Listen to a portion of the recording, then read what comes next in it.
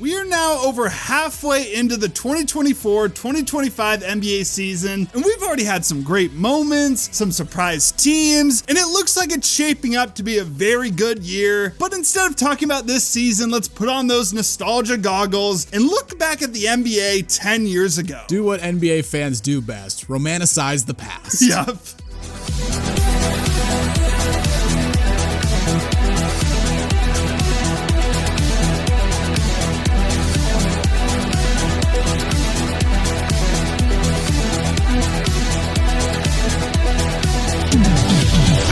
Before we start talking about the 2015 NBA season, please give the video a like, subscribe to the channel, and hit the notification bell so you never miss out on any new videos.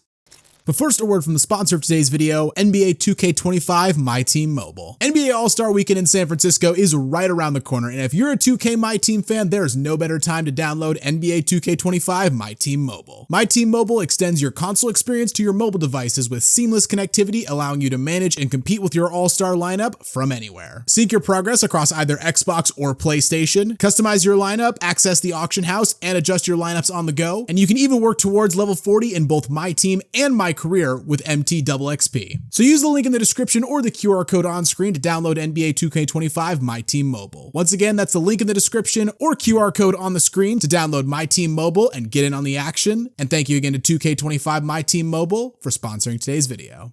So before we get into the video, we do gotta mention, kinda stole this from KTO, but you know, he does it for the NFL, so we're bringing it over to the NBA side. Completely different. Yeah, just completely different, no shame there. The biggest storyline going into this season, obviously, it's LeBron going back to Cleveland. He's coming home, but the Cavs also trade Andrew Wiggins, who they just drafted first overall for Kevin Love. And with a relatively weak Eastern Conference, they were still seen as the team to beat. You did have the Bulls though. They were hoping that Derrick Rose could finally be healthy this year. 3 straight seasons of being injured, playing a little bit, missed an entire season in there. They'd pick up Pau Gasol in the offseason. You have Jimmy. You do lose Luol Deng, but overall a pretty solid supporting cast. You just need Derrick Rose to kind of be like remnants of the old D-Rose. And out east, there's some other teams who aren't contenders, but, you know, are solid. You know, the Raptors with DeRozan and Lowry, the Wizards with Beal and Wall. Hornets who just made the playoffs the year prior and added Lance Stevenson. Now he would go on to be a pretty big disappointment, but, you know, they had some optimism. Heat, even though they didn't have LeBron, still had Wade and Chris Bosh. A lot of people thought they'd still be in the mix. So, you know, decent crop of teams out east. And then out west, of course, you got the Spurs, the defending champs. Also had the Thunder with KD and Russ, although KD was going to miss the first month of the season with a Jones fracture. Lob City, people thought maybe they could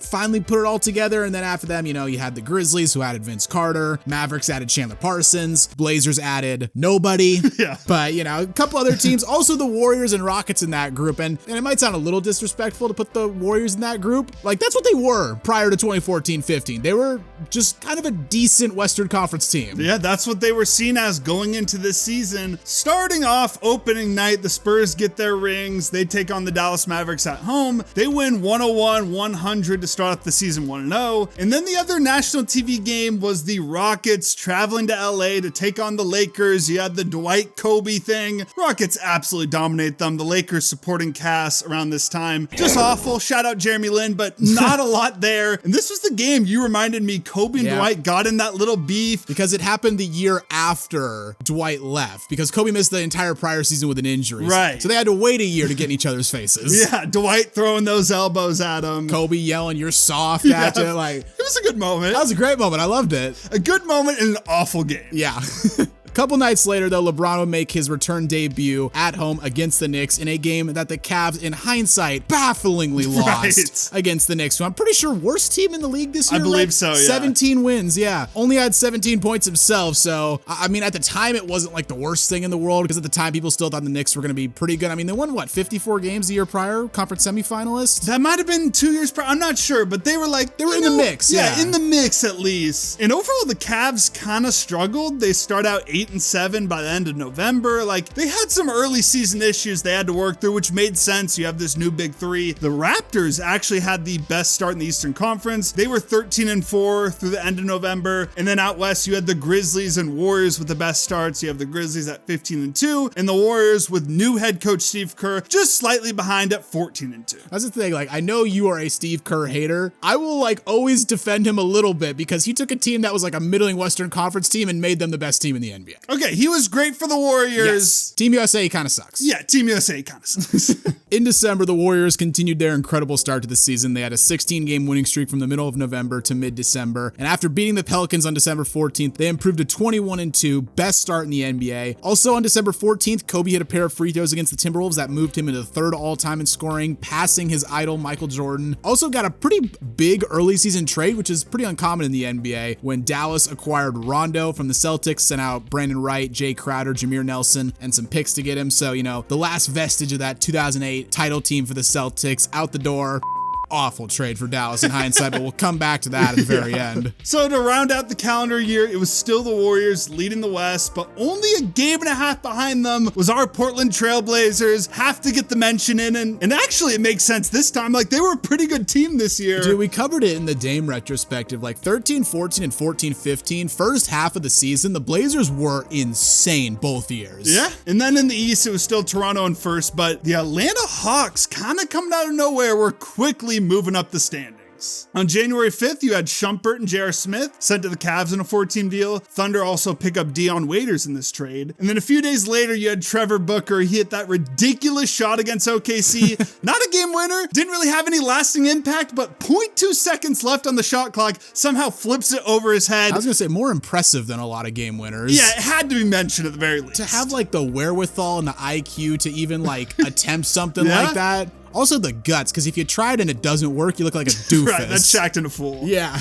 Also, Mo Williams had his random-ass 52-point game against the Pacers this month. Pretty sure for a while that was the franchise record for Minnesota for points in a game. I think it's been broken since by Cap, but have to throw that in there.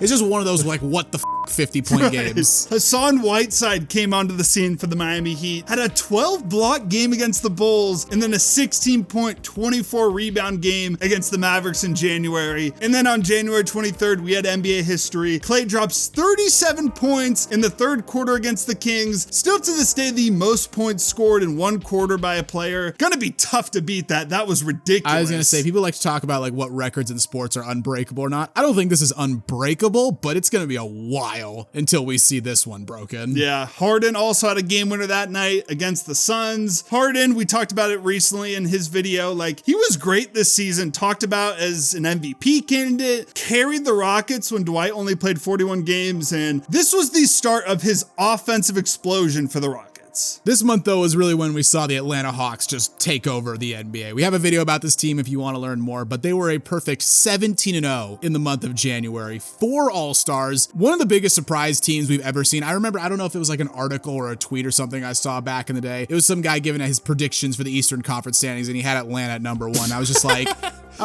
this guy's an idiot. And he cooked. He cooked so hard, man. Yeah. End of January, Warriors still atop the West, but now it was the Hawks leading the East. Shocking. In February, AD has his ridiculous game-winning 3 in Oklahoma City, that double pump shot with KD coming at him. And then you had Kevin Garnett returning home to Minnesota, a feel-good moment. And that one fat guy doing the dance with his kids now, all those years later. Legendary. And it was a pretty active trade deadline. You had Miami getting Goran Dragic from the Suns. Brandon Knight was sent to Milwaukee. Pistons got Reggie Jackson. OKC gets Enes Kanter. Celtics pick up Isaiah Thomas. And then the Blazers land Aaron Aflalo. Like, no huge moves, but just very active at the trade deadline. During the All-Star break, Steph won the 3-point contest, Zach LaVine absolutely dominates the dunk contest, and Westbrook takes home All-Star Game MVP. And speaking of Russ, I mean, end of February, when Durant was out with another injury, I mean, he was giving us like a preview for his MVP season. 54-9-8 against the Pacers, 49-15-10 against Philly, 49-11-9 against the Pelicans, 40-13-11 against the Blazers. I mean, I know the Thunder would go on to barely miss the playoffs, mainly because, KD only plays 27 games, but what a season for Russ. Yeah, absolutely. Still the Warriors and Hawks leading each of their conferences, and it would stay that way till the rest of the season. In March, though, Steph just terrorized the Clippers. First, it's that iconic behind the back, step back 3 with like 3 Clippers all around him. A classic like no, yes play. Yeah, Steve Kerr, his reaction is perfect for it. And then he crosses Chris Paul out of his shoes and hits the jumper on him. But one of my favorite performances, honestly, ever in the regular season, specifically my favorite this year, career most points scored in a game this year. Kyrie against the Spurs, his masterclass. It needs to be talked about more. 57 points, hits that game-tying 3 to send it to overtime, and then drops another 11 in overtime. Just a perfect game, and it was around the time where the Cavs were finally starting to get things together. Like, Kyrie and LeBron were starting to mesh. I just remember ripping open a bunch of My Team packs to try to get the moments card he got from that game. Finally, to end the year on April 5th, we saw Paul George finally return to action after that gruesome injury he suffered with Team USA. Didn't really do much on the court the whole year. I think he averaged like 8 points per game in like 8 or 9 games, however many he played, but it was just good to see him back on the floor after such a devastating injury. Awards to round out the season: Steph wins MVP, Andrew Wiggins wins Rookie of the Year, Kawhi wins Defensive Player of the Year. Interestingly enough, Draymond gets more first place votes than Kawhi, but Kawhi still walks away with the award. Sixth man goes to Lou Williams, and Jimmy wins Most Improved. And then All-NBA first team, you got Steph, Harden, LeBron, Anthony Davis, and Marc Gasol. I mean, all respect in the world to Marc Gasol, but classic, one of these things is not like the other. Yeah, he had a very good season, but you're 100% right. Yeah, he's European. Yeah. Now on to the playoffs. We'll start out East, round 1. First seeded Hawks take out Brooklyn in 6. Second seeded Cavs sweep Boston, but they do lose Kevin Love in this series. Dirty ass play by Kelly Olynyk, rips his arm out of his shoulder, and Kevin Love is out for the rest of the season after that. Bulls, who got the 3rd seed, they beat a young Giannis in 6 games. And then the Wizards, as the 5th seed, sweep the Raptors. I mean, we had it happen as Blazers fans. The Pelicans came into our building and swept us. Never easy. Nah, not fun. Yeah. Wouldn't recommend. Over to the Western Conference, Warriors take out the Pelicans in a sweep. Steph had those crazy 2 threes at the end of game 3 to send the game to overtime where the Warriors prevail. Rockets handle the Mavs in 5. Rondo crashes out in game 5. Defending champion Spurs go down in 7 to the Clippers in easily the best first round series. Chris Paul hits that game winner off one leg, and Blazers got worked by Memphis. Yeah. Didn't really have a chance after we lost Wesley in the second half of the season. Yeah. Round 2, back to the Eastern Conference. We got 2 great series. First was the Hawks beating Washington in 6. Paul Pierce did all he could. Insane game winner in game 3. Then had another incredible shot in game 6. Would have sent the game to overtime. I'm a certified Paul Pierce hater, and it breaks my heart that shot didn't count. Yeah, it just barely doesn't count. It's so good. More game winners in Cavs Bulls, though. Cavs win that series in 6. D Rose hits his banking game winner in game 3. LeBron follows it up with his game winner in game 4. And then in the Western Conference, classic choke by Doc and the Clippers. Yep. Rockets come back down 3-1 to win that series in 7. And then the Warriors beat the Grizzlies in 6. They advance to the conference finals as well. Conference finals, not really a great series here, to be honest. Cavs just lay a beat down on the Hawks, sweep them 4-0. Kind of felt like they were due for that. Yeah, predictable. Yeah, predictable. And then the Warriors also kind of lay a beat down on the Rockets. They win that series in 5. So now on to the NBA Finals. It would be the first of 4 straight finals between the Warriors and Cavs. Game 1, go to overtime. The Warriors hang on, but the Cavs not only lost the game, they lost Kyrie, and he'd missed the rest of the series. Yeah, absolutely brutal. They did go on to win games 2 and 3 behind some huge games from LeBron, but after that, Steve Kerr puts Iggy into the starting lineup for game 4. Warriors roll in that game. They go back to Oracle, win game 5, and then win game 6 on the road in Cleveland to win the NBA championship. Iggy takes home finals MVP. Bull. I'm sorry. Oh, he slowed LeBron down. Yeah. LeBron very much still had an argument to win finals MVP. Yeah, he did. Even on the losing team when Iggy was guarding him. Like, save it. Yeah, he didn't deserve that, but he has it. He'll have it forever. And this season, really the big thing to take from it was the start of the NBA's next great dynasty. Like we said at the beginning of the season, the Warriors weren't really talked about as a contending team. They were an up-and-coming team, but after this season, they won the title. Steph won MVP, and from there on, they started their dynasty.